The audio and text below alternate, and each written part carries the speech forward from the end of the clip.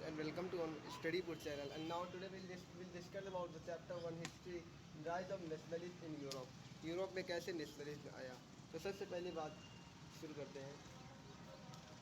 तो 1789 में French revolution आ गया था फ्रेंच यूरोप में। तो जो पावर चली गई थी, जो पावर ट्रांसफर हो गई थी, वो किस में चली गई थी। The major changes takes place during 1789 में जो मेजर चेंजेस आए वो क्या थे। Power transfer from monarch to French people. जो मोनार्ची जो राजा महाराजा वाला पावर था वो राजा महाराजे से सीधा कहाँ चली गई, फ्रेंच के सिटीजन के अंदर पावर चली गई। तो इसके बाद आया ब्रॉड न्यू फ्लैग, एक नया फ्लैग, एक फ्रेंच का नया फ्लैग आया जो कि एक ट्राई कलर में था, इस कलर में। और French become a national language. अब फ्रांस से तो फ्रेंच लैंग्वेज बिकम नेशनल, वहाँ की एक नेशनल लैंग्वेज जो फ्रेंच बन गई। और new national anthem taken N oath, new national anthem compose and auth taken. National anthem भी उस वक्त बना और उसके लिए शपथ ग्रहण भी किए। जैसे भाई लोग अब state general elected by common people renamed national assembly. तो वहाँ कई तरह के स्टेट थे, अलग अलग स्टेट थे, तो वहाँ वो सब मिल के जो कॉमन पीपल का, तो उस असेंबली के नाम उसको क्या बना दिए, जनरल नेशनल असेंबली बना दिए। और अब क्योंकि उसमें पावर ट्रांसफ़र हो गई थी मोनार्ची से कॉमन पीपल में, तो nationalism idea taken abroad. Nationalism का आइडिया अब्रॉड मतलब पूरी तरह बहुत ही ज़्यादा ज़ोर शोर से लेने लगा। फिर देखा गया 1789 से रिवोल्यूशन आया। 1799 में कौन दादा आ गए, नेपोलियन दादा आ गए। नेपोलियन दादा आए और डेमोक्रेसी को ब्लास्ट कर दिए। कहे अच्छा तुम क्या कर रहे हो अभी। तो आए तो इनका एक सिविल कोड है जो कि 1804 में हुआ, इसको नेपोलियन कोड भी कहा जाता है। तो इसमें उन्होंने क्या क्या रूल्स दिए। Establish equality before law. अब चाहे रिच हो चाहे पुअर हो, ऑल आर इक्वल। और राइट टू प्रॉपर्टी, अब कोई किसी की प्रॉपर्टी छीन नहीं सकता, सबकी अपनी अपनी प्रॉपर्टी है।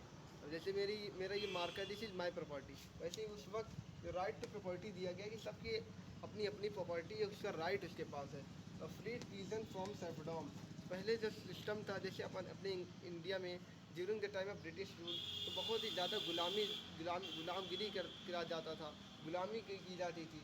तो जो किसान थे बेचारे गुलाम थे, तो गुलामी से उन्हें आज़ाद कर दिया गया। और गुलाम किसके थे, feudal system abolish, feudal system को ख़त्म कर दिया गया। फ्यूडल सिस्टम वो सिस्टम होता है जैसे अपर से लोअर कास्ट आती है, जैसे किंग हो गया, नोबल हो गया, नाइट हो गया, पीजन। जैसे आप एग्जांपल देते हैं आपको अपने इंडिया का।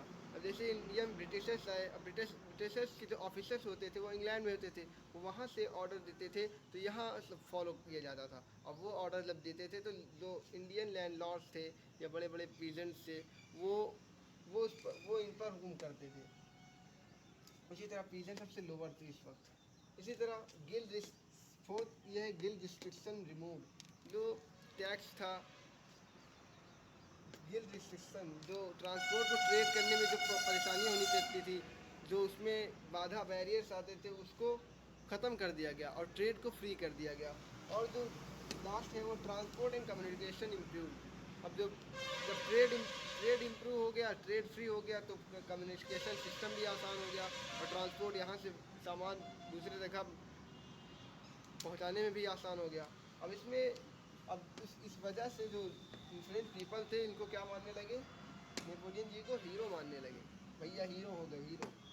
अब इसमें कुछ ऐसे भाई लोग थे जो जो थे कि भाई क्या है, गंदे हैं, क्या है, गंदे हैं नेपोलियन भाई। तो इसमें क्या ड्रॉबैक था, ड्रॉबैक ये था कि जो टैक्स का इंक्रीजमेंट, टैक्स को इंक्रीज़ कर दिया, जिसकी वजह से लोगों को परेशानी बढ़ने लगी, टैक्स पे करने में दिक्कतें होने लगी। और सेंसरशिप इम्पोज, सेंसरशिप को थोप दिए। अब सेंसरशिप होता क्या है, अब नेपोलियन दादा क्या है कि जो टीवी में, रेडियो में, न्यूज़पेपर में जो भी लिखा जाएगा वो टूवर्ड्स जो उनके नेपोलियन जी के फेवर में रहेगा, नेपोलियन जी के अगेंस्ट नहीं रहेगा। अगर उनके अगेंस्ट में रहा तो वो एक्शन उनके खिलाफ होगा। और लास्ट ये हुआ फोर्स टू जॉइन आर्मी। जो नेपोलियन दादा क्या किए, नेपोलियन दादा सबको कहे भैया आ जाओ, सबको अब सो रहा है तो उसे भी जा रहे उठाने जा रहे अपनी आर्मी के जरिए से कि चलो इनको जाओ लेके आओ आर्मी में, फोर्स करो कि ज्वाइन आर्मी करे। अगर ना करें तो उन्हें एक्शन उनके खिलाफ लो।